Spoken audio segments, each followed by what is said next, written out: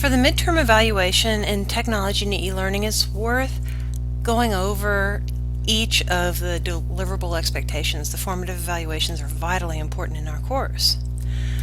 The MOOC experience, we have a formative evaluation based upon the high quality of effort displayed throughout the initial course units of instruction.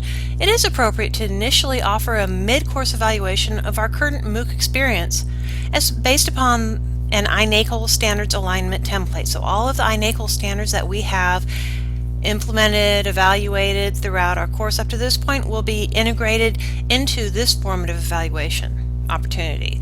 To fulfill this expectation, following are the deliverables. We have an iNACOL-based 3 MOOC review, one iNACOL-based template for each of the MOOCs, and that is available in our course for your evaluation, one formative evaluation MOOC experience evaluation form for each MOOC. A reflective manuscript focused upon current MOOC experiences that are positive, what you would change to enhance the MOOC course, negative experiences, as well as your own learned understandings based within the 3 MOOC courses. What kind of experiences have you had?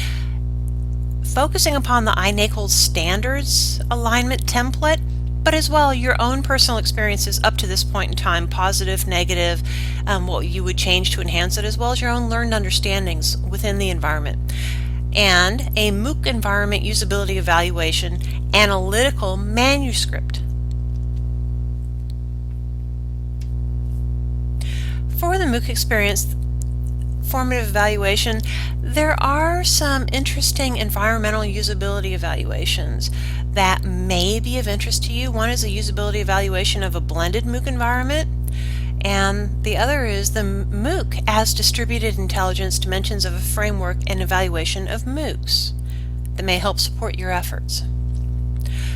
Again, the formative evaluation focused upon the MOOC experience. Based upon these discussions, the framework for the MOOC environment usability evaluation analytical manuscript should include the following dimensional areas of focus. One might suggest this is a nice layout for the heading levels and subheading levels within your manuscript.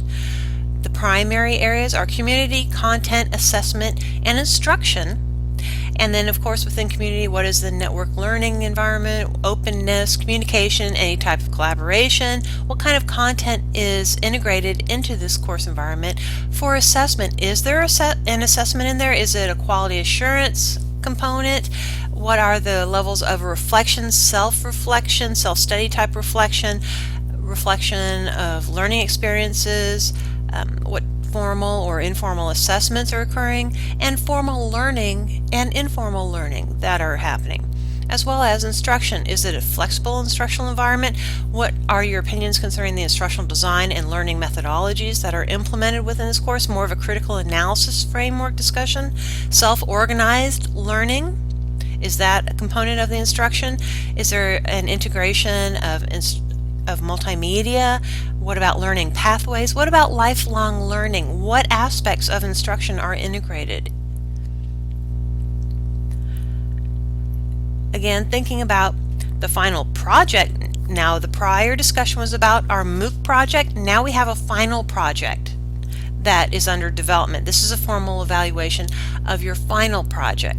And remember, your final project is the instructional environment that you have been developing either within a MOOC environment, a website or learning management system environment, a blog environment, or a YouTube channel instructional environment.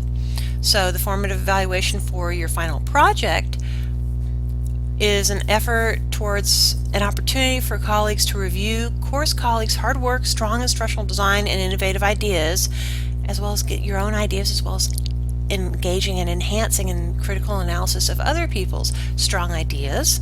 Within this effort, our colleagues will have 2 review opportunities. The first is access to the final project environment, and the second is a video conference-based discussion and critical analysis. So first comes access to the final project environment.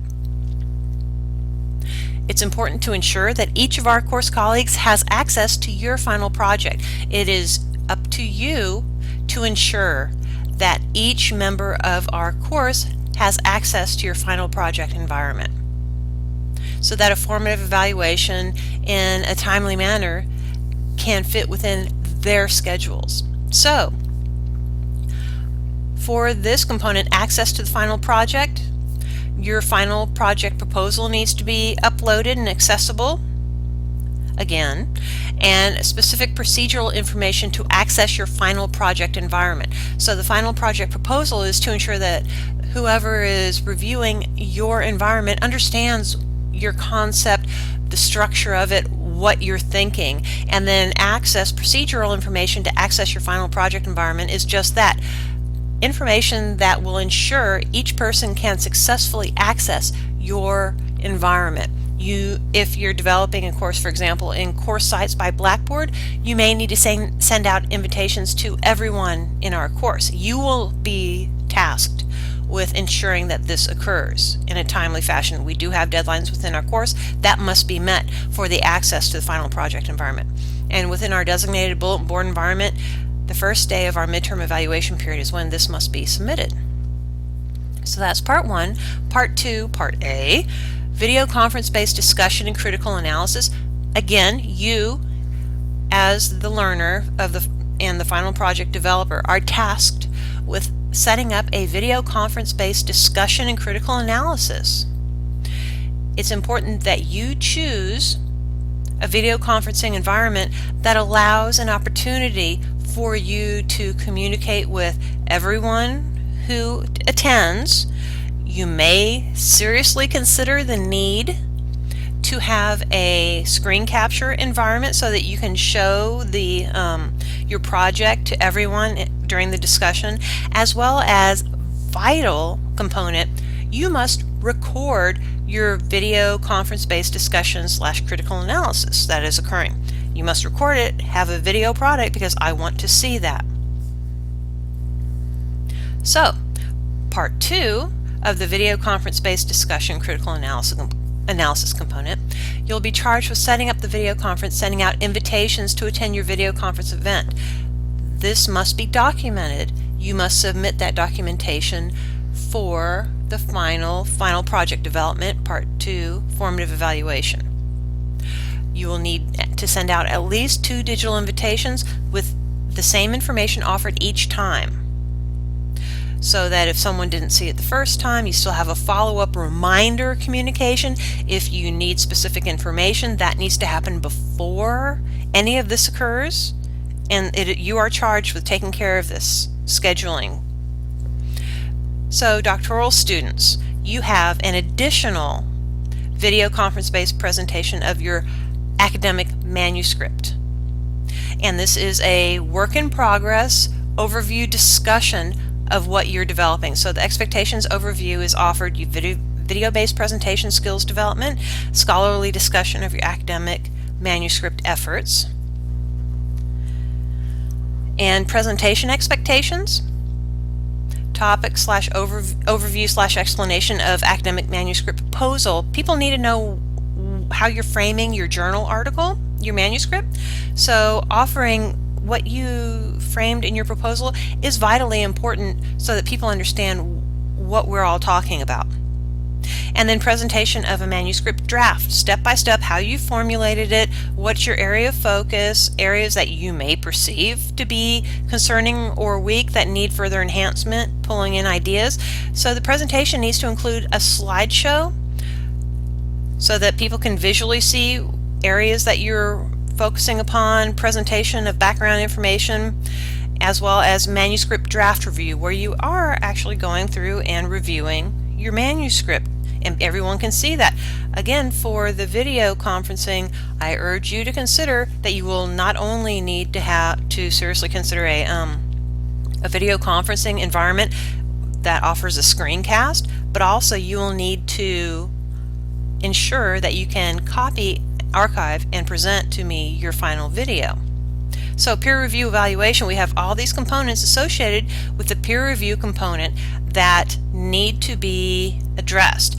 Each of the attendees for the doctoral student's manuscript presentation evaluation will need to fill out a peer review evaluation form available on our website in the midterm area. You need to know that.